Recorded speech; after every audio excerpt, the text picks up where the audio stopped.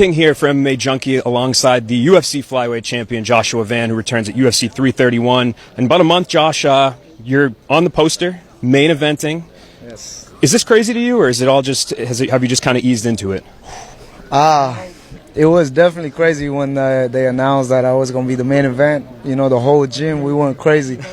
But now it kind of like eased into it, yeah, for sure. Yeah, and I know your pace throughout your career has been insane, so it's not a surprise that you're moving up the ladder so quickly, but 16 months ago you didn't even have that Brandon Royval fight booked, and here you are, second title defense. So have you even surprised yourself at how quickly this has all gone down? Nah, not really. You know, like I told you guys, I always want to stay active. You know what I mean?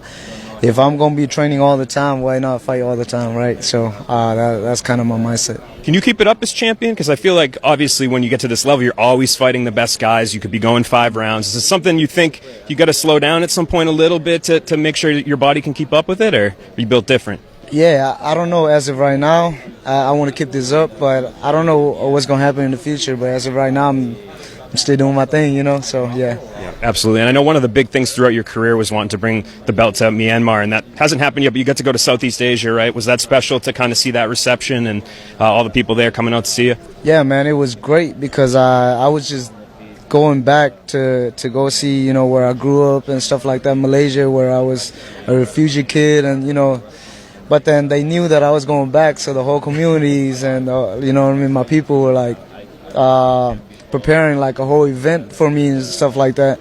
And then we went to India, and then, you know, even the whole governments were like greeting me and stuff like that. So it was not planned, but it worked out perfectly and stuff like that. So it was great. Has this rise to fame and to stardom, has it been, because outwardly you're very chill, you don't seem like you've changed much, has it been tough to process at all? Has there been anything that's been difficult to deal with now that you're a very well-known international star?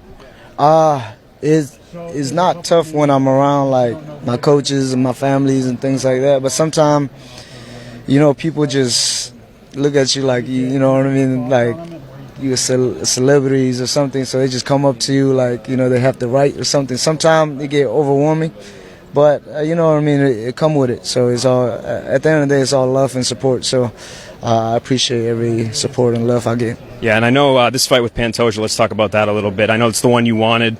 You know, some people wanted the Cap fight. I think there's a little bit of heat there, but this obviously has a built-in storyline too. What do you feel like, I think a lot of people think, oh, like the way that the first one went down, that you have to prove something. Do you feel like you have to prove anything to people? Nah, man. I beat him the first time, and I'm going to do it again this time. Yeah, do you think that, I guess, how do you see this one going down? Obviously, not like the first one, I would assume, but what can fans expect to see out of the rematch?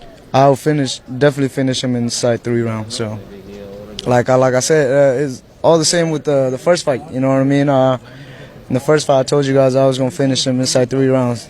This fight, going into this fight, the same thing. I see the same thing. Awesome. Appreciate the time, Josh. Thank you, bro. Thanks, man.